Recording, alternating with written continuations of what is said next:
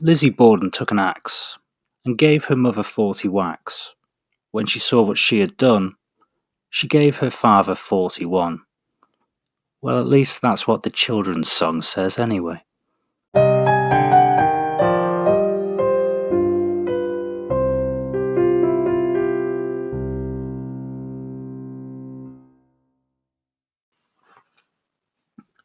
In April 2015, Oak Grove Cemetery in Fall River, Massachusetts would become the unusual place that journalists would find themselves flocking to.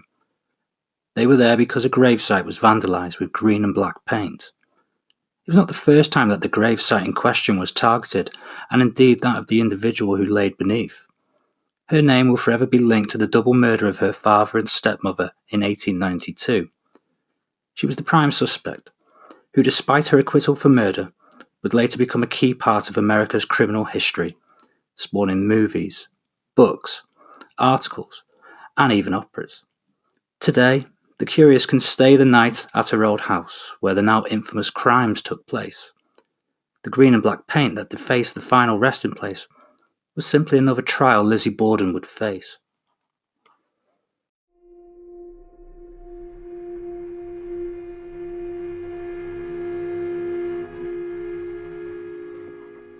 On the 4th of August 1892, there was a frenzy of police activity at 92 2nd Street in Fall River. Upon their arrival, the grim discoveries of the crime scene awaited them. Upstairs, the body of Abby Borden laid on the floor of the bedroom. The first blow hit her at the side of the head, with wounds that corresponded with that of a hatchet being the most likely murder weapon. 17 further blows continued, ensuring that she was dead. Her body was colder when compared to the second victim, with the police concluding that she was the first to be murdered. Downstairs, the body of Andrew Borden was discovered slumped on the couch in the sitting room. His face was unrecognisable following his attack.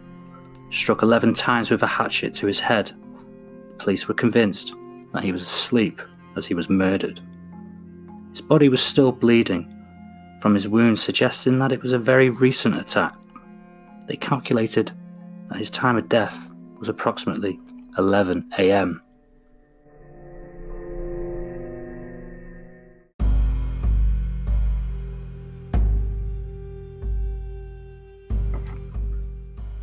Rumours would soon circulate in the press about the double murders, ranging from a Portuguese labourer eager for his wages from Andrew Borden being a suspect, to Abby Borden being attacked by a tall man who struck the woman from behind.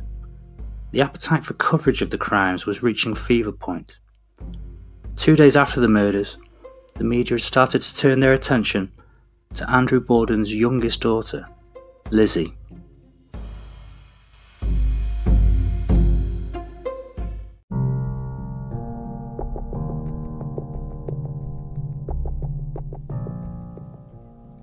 The media circus that surrounded the case would act as the first of many trials for Lizzie Borden. Soon there were reports that she had attempted to purchase prussic acid the day before the murders from Eli Benz, who was a clerk at S.R. Smith's drugstore.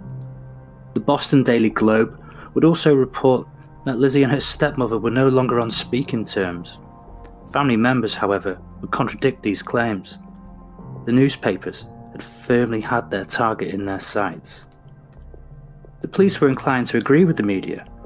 Puzzled with the lack of blood anywhere except on the bodies of the victims, they were convinced that the murderer had come from within inside the household. The suspicion was firmly with Lizzie. Her older sister Emma was out of town during the murders, and her uncle John Morse, who was staying with the Bordens at the time, was out visiting his nephew and niece in town.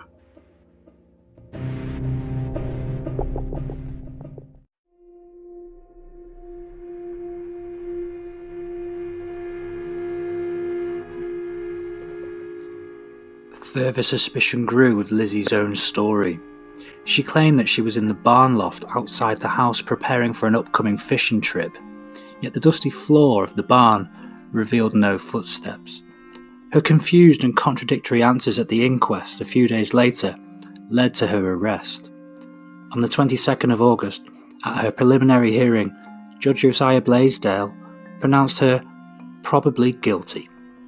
It was enough for her to face the grand jury at court for the murder of her father and stepmother.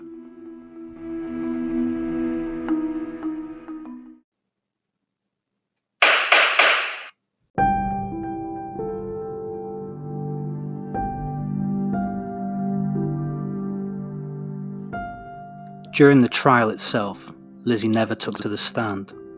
The vast majority of the case against her relied heavily on circumstantial evidence, with the prosecution offering very little in terms of hard evidence. It wouldn't take long for the jury of 12 men to reach their verdict. With only 90 minutes of deliberation, they found her not guilty. In many cases, Borden would have been left to have continued her life peacefully, but this was no ordinary case. More questions were left than actual answers. Even to this day, the murders of Andrew and Abby Borden remain unsolved. However, the mud had firmly stuck to Lizzie as she now faced the trial of public opinion.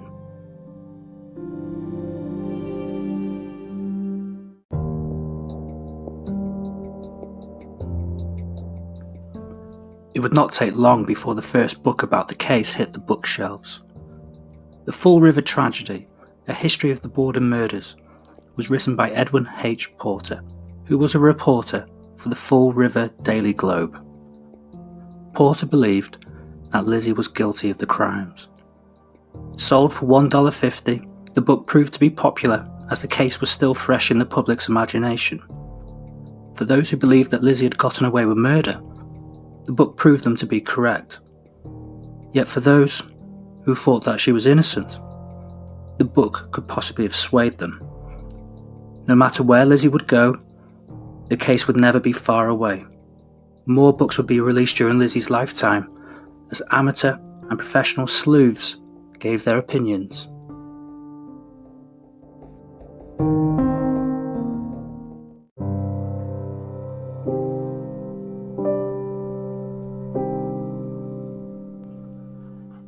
Lizzie never left Fall River. Opting to stay, she would soon become a pariah within the community.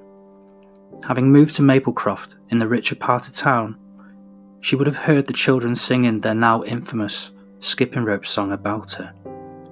She was also later snubbed by the Christian Endeavour Society, where prior to the murders, she had served as their treasurer. Alienated from former friends and family members, Lizzie often sat on the pew alone in church as the community distanced themselves from her. At the time of her death, at the age of 66, the vast throng of people attending the trial had dwindled to only a handful of mourners at her funeral.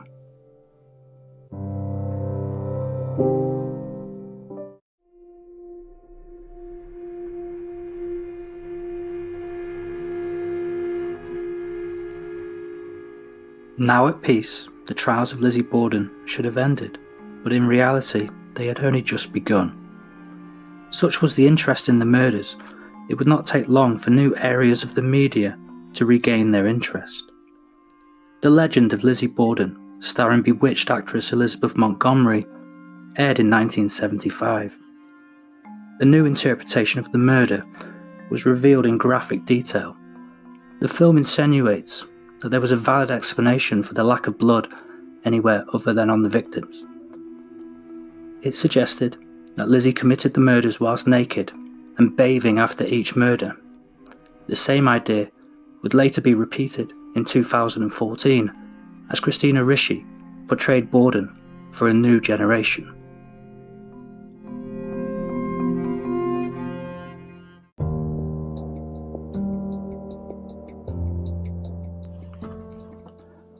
Lizzie, starring Chloe Sevigny and Kristen Stewart, was released in 2018. This interpretation of the murders implies that both Lizzie Borden and her housemaid, Bridget Sullivan, were both involved, suggesting that they were also intimate and that Andrew had sexually abused Bridget. As a new generation learnt about the murders, it is these interpretations that have continued to put Lizzie Borden on trial even to this present day. There will be more written and documented about the case as time goes on, as the trials of Lizzie Borden continue.